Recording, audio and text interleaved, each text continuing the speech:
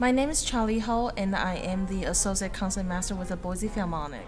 And today I'm here because we are having this exciting new series. It's called Chamber Players with the Maestro, Garcia, that planted in. And so now we're going to have a little chat with him and see what this series is all about.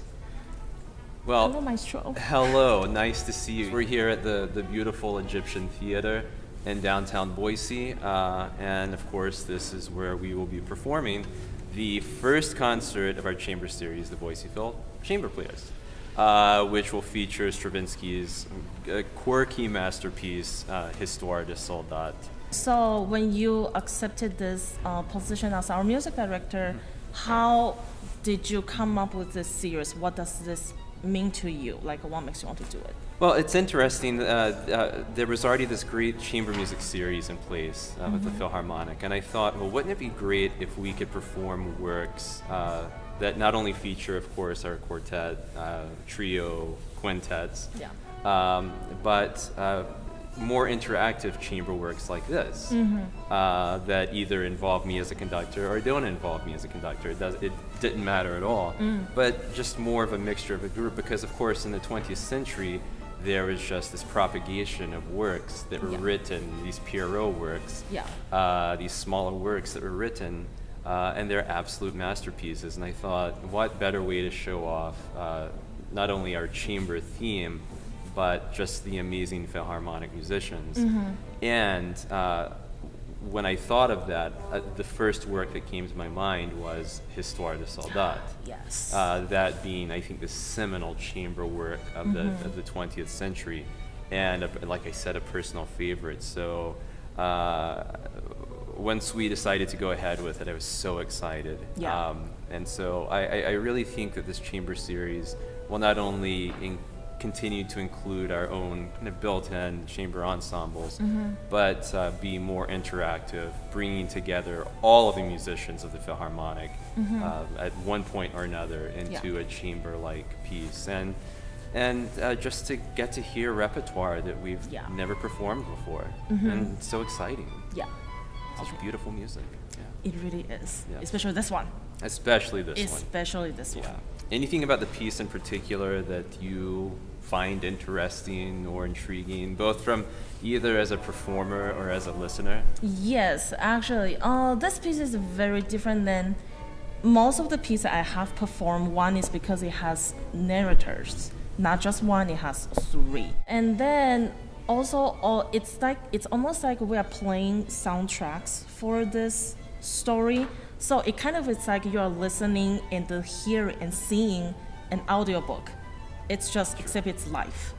That's true. Yeah. And it's amazing. This piece came about through kind of historical means, because this was, of course, in 1918, Stravinsky composed this piece.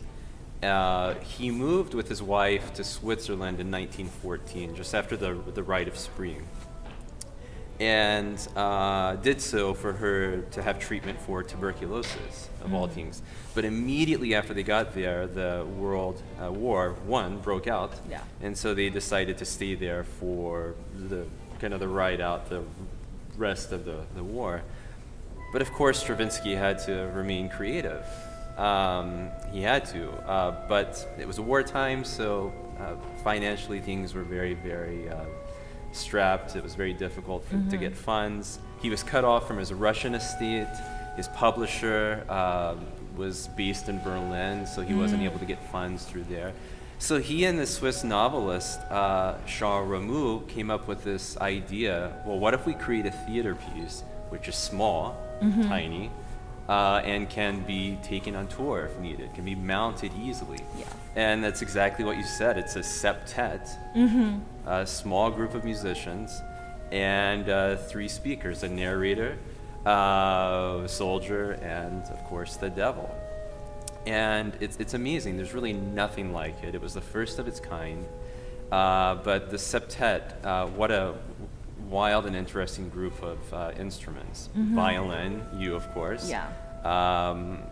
Bass, clarinet, bassoon, cornet, trombone, and percussion. And what's interesting is this is around the time that Stravinsky really started to get into jazz, American jazz. And so so the instrumentation is kind of representing his version. I mean, a jazz with his twist. Exactly. Yeah. Because the percussionist really almost has kind of a trap set kind of feel to it, certainly.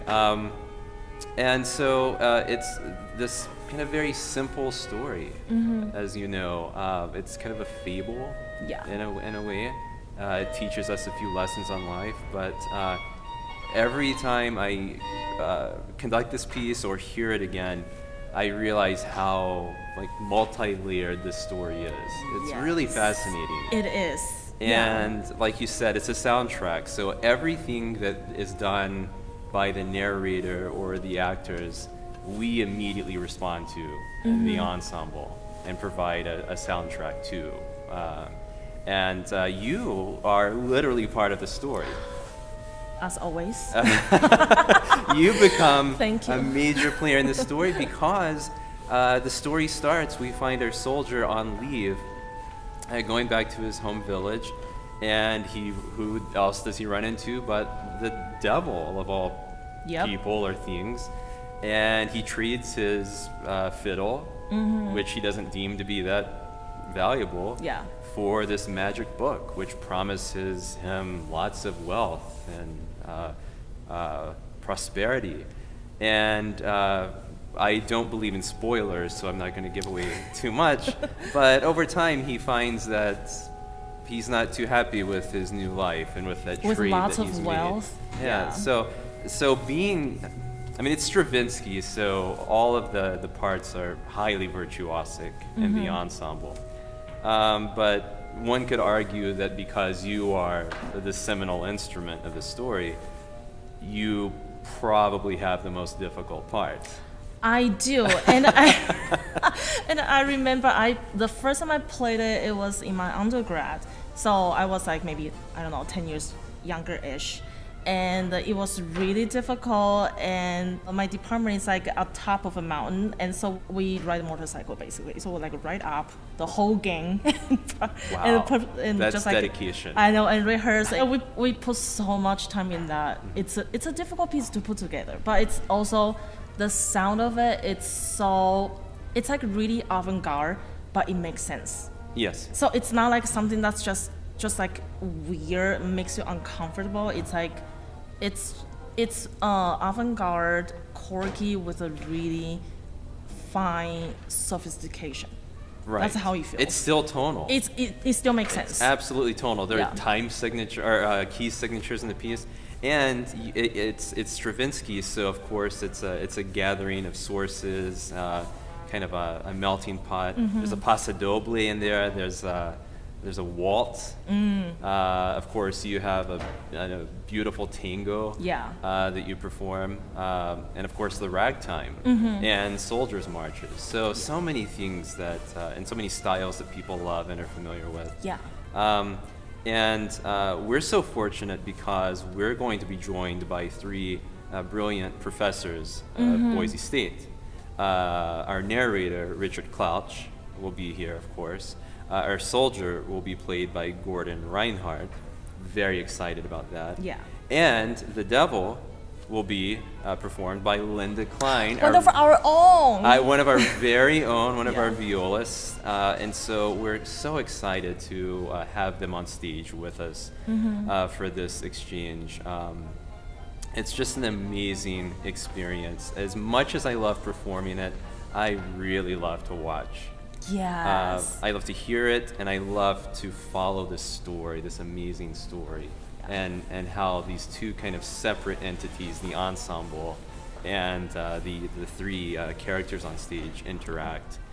So the performance is here at the Egyptian Theater.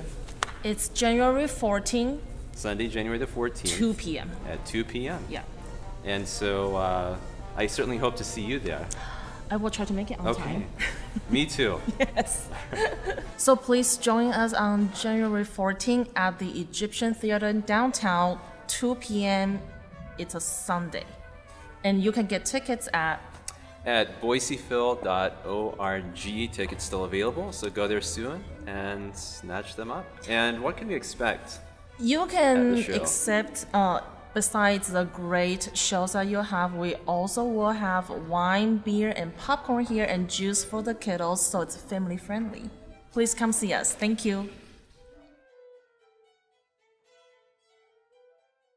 So we look forward to seeing you there. Come see us.